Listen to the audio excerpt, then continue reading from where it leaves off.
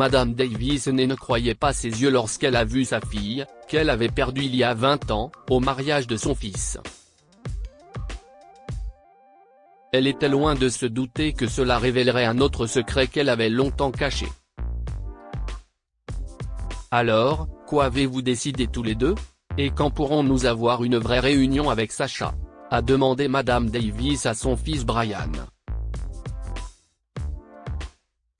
Lui et Sacha avaient prévu de se marier en novembre, mais Madame Davis ne l'avait pas encore rencontré. Ils avaient parlé quelques fois en ligne et une fois par appel vidéo, mais l'appel n'avait été que bref. Nous avons décidé d'organiser le mariage la semaine prochaine, maman. Comme la santé de la grand-mère de Sacha se détériore et qu'elle a déclaré vouloir voir sa petite fille se marier bientôt, tout est avancé. Les parents de Sacha vous appelleront cette semaine. Désolé de vous avoir dérangé. Non, Brian. Tout est bien. Je suis content que tu te préoccupes autant de sa famille. Après tout, cela montre que j'ai bien élevé mon fils, non? A dit Madame Davis en riant. Bien sûr, maman. Tu es la meilleure des mères. De toute façon, nous avons encore quelques achats pour le mariage à faire, donc je vous rejoindrai plus tard. Et je vous enverrai les billets d'avion ce soir, d'accord? Bien sûr, chérie. Prends soin de toi et à bientôt, a répondu Madame Davis, avant de raccrocher. Brian et Sacha se sont rencontrés il y a quelques années lors d'une conférence professionnelle, et ils ont eu le coup de foudre. Brian a demandé Sacha en mariage après quelques mois de fréquentation, et ils ont prévu de rendre visite aux parents de Brian cette année pour leur annoncer leur mariage. Cependant, la grand-mère de Sacha est tombée malade, et tous les plans ont dû être avancés. C'est aussi l'une des raisons pour lesquelles Sacha et Brian ont dû organiser leur mariage à New York, où ils travaillent, plutôt que dans la ville natale de Brian. Selon le calendrier du mariage, Monsieur et Madame Davis devaient arriver à New York le matin du jour du mariage. Ils avaient prévu de rencontrer Sacha et Brian à l'aéroport.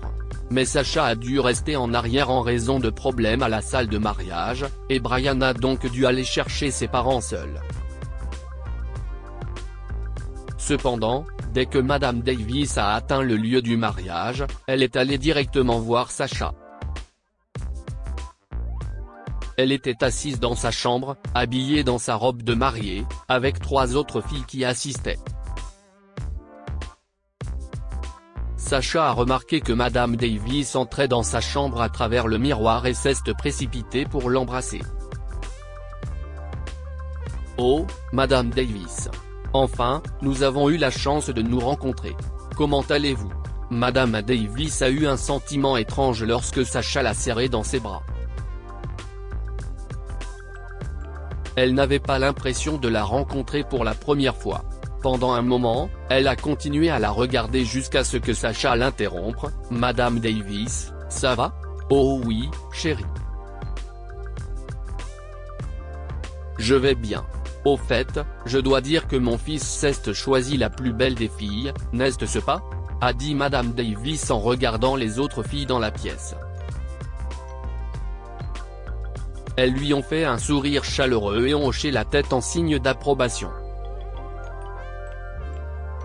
Sacha a un peu rougi. Merci, Madame Davis. Vous êtes vraiment gentille. S'il vous plaît, prenez un siège. En prenant place, Madame Davis a attentivement regardé Sacha et a remarqué qu'elle avait la même tache de naissance sur le cou que sa fille Tina, qu'elle a perdue il y a 20 ans. C'est par un jour maussade que Tina avait mystérieusement disparu dans un parc d'attractions. Elle était avec Madame Davis et Brian à ce moment-là. Madame Davis avait demandé à Brian de la surveiller pendant qu'elle allait chercher des collations pour eux, mais le garçon était tellement préoccupé par les autres enfants qu'il a complètement oublié Tina. Malheureusement, à son retour, Madame Davis a constaté que sa fille avait disparu. Elle a cherché partout dans le parc et a même porté plainte, mais rien ne s'est produit. En regardant Sacha, Madame Davis ne pouvait s'empêcher de penser à Tina. La première fois qu'elle a parlé à Sacha lors d'un appel vidéo, elle portait des lunettes, mais aujourd'hui, en voyant Sacha sans ses lunettes, c'était comme si elle regardait les yeux de Tina. À ce moment-là, Madame Davis était complètement perplexe. Est-elle vraiment Tina? Peut-être que je me trompe. Ou dois-je attendre et demander à sa mère? Madame Davis est simplement restée assise, confuse, ne sachant pas quoi faire. Cependant, Sacha a rapidement remarqué qu'elle semblait un peu inquiète. « Vous allez bien, Madame Davis? Vous semblez tendue. Oh non, chérie. Je vais bien », a-t-elle répondu. « Je pense que c'est à cause du voyage. Au fait, je peux rencontrer ta mère? Oh oui, elle est dans la pièce à côté avec mamie », a répondu Sacha.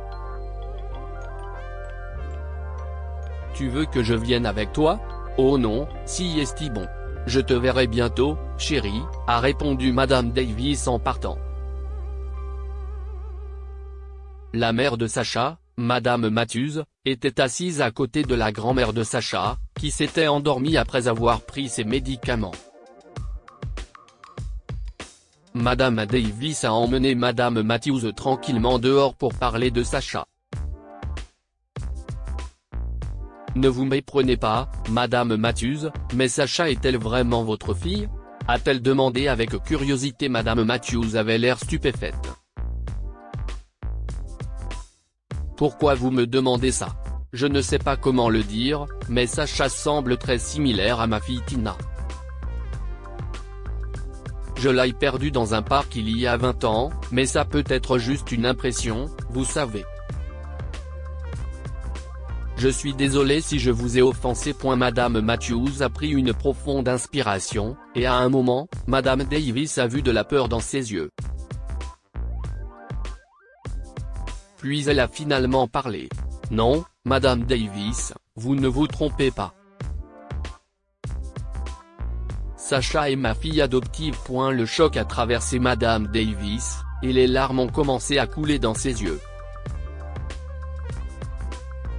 Elle a ressenti une bouffée de soulagement, et de tristesse en même temps en écoutant les mots de Madame Matthews.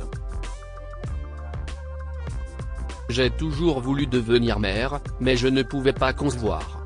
Et le jour où mon mari a ramené Sacha à la maison, je ne pouvais pas la laisser partir.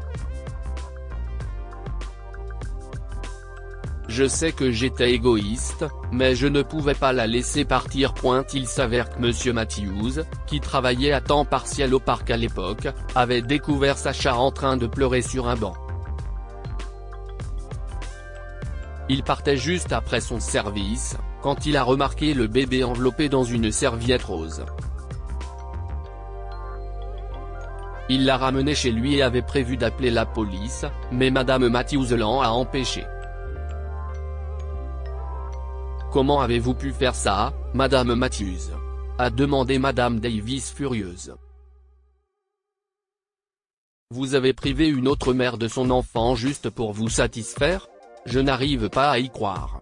Je vais tout dire à Tina. »« Non, attendez, Madame David », a supplié Madame Matthews. « Ne lui dites rien. Elle me détesterait pour toujours. Tu sais qu'une mère ne peut pas supporter ça. » Madame Davis lui a jeté un regard froid. « Il est déjà trop tard pour cela, Madame Matthews. Tina mérite de connaître la vérité. » Malgré les supplications de Madame Matthews, Madame Davis est allée de l'avant et a tout dit à Sacha.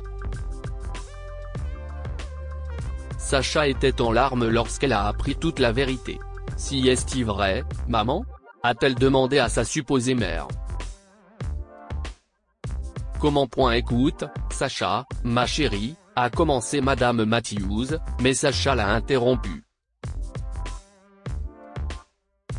Est-ce que Brian est au courant de tout ça ? Ou est-ce qu'il m'a caché la vérité à moi aussi ? Que se passe-t-il exactement ? Calme-toi, chérie, a dit Madame Davis, en la prenant dans ses bras. Tout va bien. Nous allons tout lui dire. Je ne sais pas comment faire face à tout ça. Je suis tellement confuse en ce moment, a dit Sacha en pleurant de façon incontrôlable en la serrant dans ses bras. Je ne sais pas comment Brian va réagir à tout cela. Qu'est-ce ce que je dois faire ? Tout va bien se passer, chérie. Ne t'inquiète pas, a répondu Madame Davis. Je suis là, d'accord ? Madame Davis a immédiatement appelé Brian dans la chambre de Sacha et lui a tout raconté. Il était choqué quand il a découvert que lui et Sacha étaient frères et sœurs. Maman, qu'est-ce ce qui se passe ? Ça n'a aucun sens. Oui, chérie. Elle l'est, mais... a dit Madame Davis. Mais quoi, maman ? Je ne peux pas l'épouser. Si est ma sœur. Vous n'êtes pas liés par le sang, a dit Madame Davis après une pause. Sacha n'est pas ta sœur biologique, Brian. Quoi ? A demandé Brian pris de court.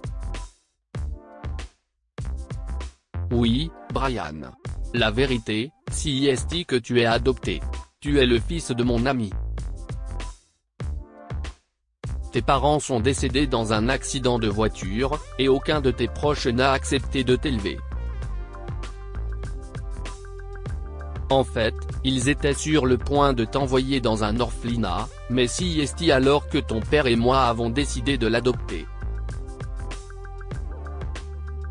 Les yeux de Brian se sont élargis. Mais maman, pourquoi tu ne m'en as jamais parlé ? Pourquoi l'as-tu caché pendant si longtemps ? Madame Davis s'est mise à pleurer. Je suis désolée, mon chéri, mais j'avais peur de te perdre. Tina était déjà partie, et nous ne pouvions pas te perdre. J'avais peur que tu nous quittes si tu avais découvert que tu étais adopté. Non, maman. Je ne ferai jamais ça, a dit Brian en la serrant dans ses bras. Tu ne m'as jamais donné l'impression que tu étais ma mère adoptive. Peu importe que tu m'aies donné naissance ou non, je t'aimerai toujours. Si est vrai, a ajouté Sacha en tenant les mains de ses deux mères dans les siennes. En fait, j'ai la chance d'avoir rencontré ma mère biologique et d'avoir été aimé par une mère adoptive tout aussi attentionnée. Je sais que si est un peu difficile pour nous tous, mais oublions tout ce qui s'est passé ici et prenons un nouveau départ. Enfin, après ces retrouvailles émouvantes, Sacha a descendu l'allée avec ses mères, et peu après le mariage, les deux familles ont emménagé ensemble. Que pouvons-nous apprendre de cette histoire ? Les relations se construisent avec de l'amour et de l'attention, et pas nécessairement avec du sang. La façon dont Madame Davis a aimé Brian et Madame Matthews a aimé Tina en est la preuve. Il est important d'apprendre à pardonner et à oublier. Sacha a d'abord été bouleversée lorsqu'elle a appris que sa mère avait gardé son adoption secrète pendant si longtemps, mais elle a fini par lui pardonner. Lire aussi, une infirmière donne le mauvais bébé à une femme avant que la nouvelle maman ne devienne livide. Cette histoire est inspirée par l'histoire d'un de nos lecteurs et écrite par un rédacteur professionnel. Toute ressemblance avec de véritables noms ou lieux est une pure coïncidence. Toutes les images sont utilisées uniquement à des fins d'illustration. Partagez votre histoire avec nous. Elle changera peut-être la vie de quelqu'un. Si vous souhaitez partager votre histoire, envoyez-nous un mail à info@amomama. Abonnez-vous à Mon Mama sur Google News.